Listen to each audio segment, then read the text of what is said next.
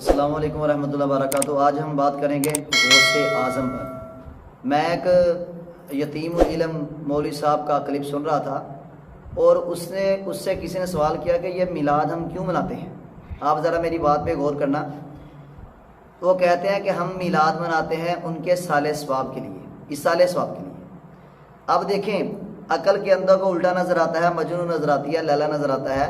किसी भी बेवकूफ़ ने सवाल नहीं किया कि एक तरफ वो मौलवी साहब कह रहे हैं गौसे आज़म किसे कहते हैं? जो लोगों की मुश्किलें दूर कर रहा हो, जो लोगों को औलादें दे, जो लोगों को मुश्किलों में काम आए। तो एक मदद होती है फ़ौकल असबाब, एक होती है तहतल असबाब। फ़ौकल असबाब जो है और तहतल असबाब जो मदद है, इन दोनों में बड़ा फ़र्क है। फ़ौकल असबाब ये है कि किसी ऐसे शख्स से मदद लेना जो उसके इख्तियार से बाहर हो। ये ज़िंदा और मुर्दा से दोनों से नाजायज़ है।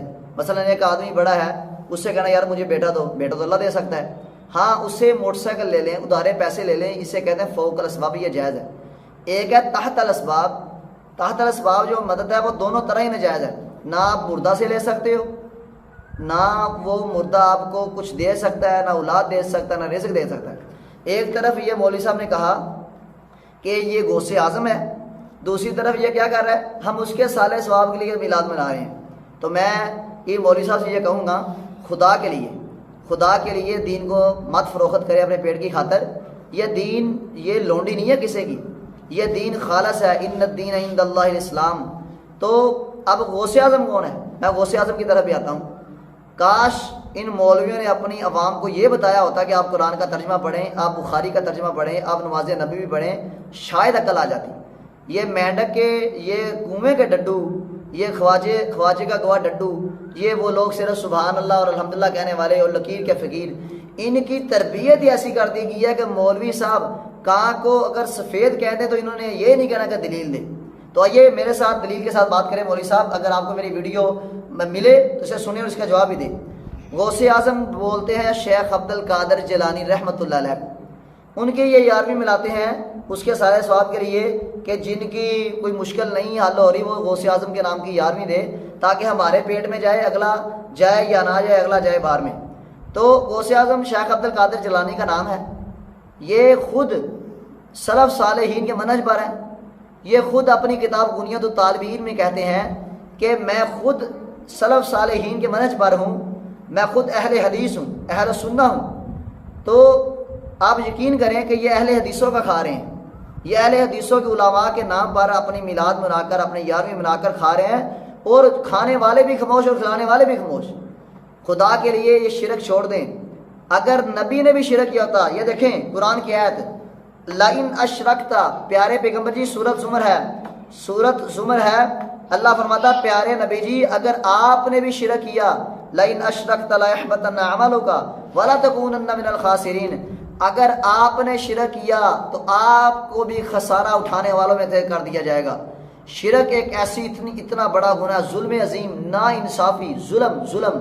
मौलवी साहब, आप लाखों तकरीरें कर लें, आप लाखों इस्लाम फैला दें, आपको लाखों अवार्ड मिल जाएं, हत्ता कि आप 80 साल बैतुल्लाह के ऊपर खड़े होकर इबादत कर लें, जब तक आप शिरक नहीं छोड़ोगे आपकी इबादत कबूल नहीं की जाएगी। मौलवी साहब, ये मेरी बात गौर से सुन लें। अगर शिरक का मसला इतना हैवी ना होता तो अबू जहल कलमा पढ़ के मुसलमान हो जाता।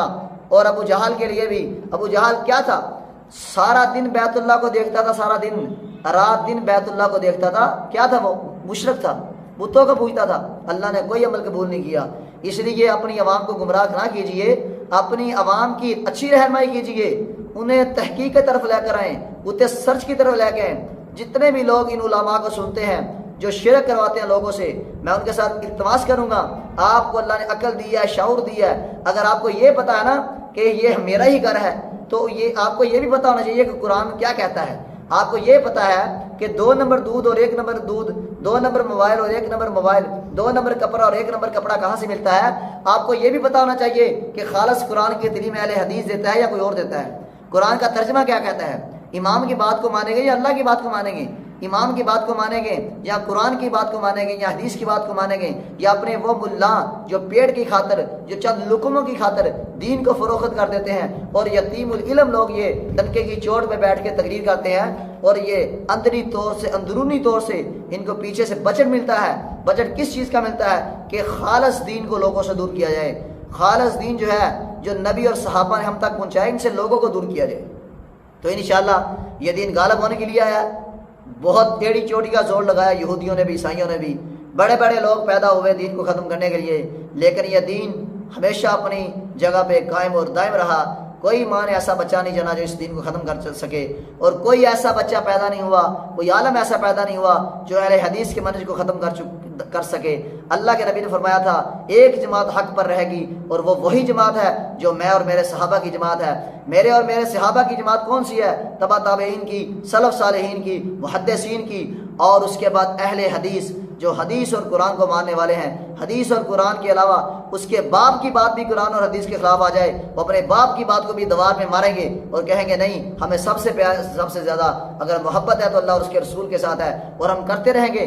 तुम शिरक की बातें करते रहोगे, हम आपके शिरक का रद्द करते रहेंगे। आप बिदअत फैलाते रहोगे, हम सुन्नत फैलाते रहेंगे। कोई माई का लाल हमारा जो है वो हमें रोक नहीं सकता जब तक हमारी जिस्म में जान है। इंशाअल्लाह अल्लाह की तौफीक से ये सच्चा नाज़िल होने वाला कुरान और नबी के ऊपर सच्ची किताब नाज़िल होने वाली, तरक्तु फीकुम अमरैनी लन तज़िल्लु मा तमस्सकतुम बिहिमा, किताब अल्लाह व नबीही, किताब अल्लाह व सुन्नत रसूलिही। इंशाअल्लाह इसको हम इसका प्रचार करते रहेंगे। हदायत अल्लाह के हाथ में है।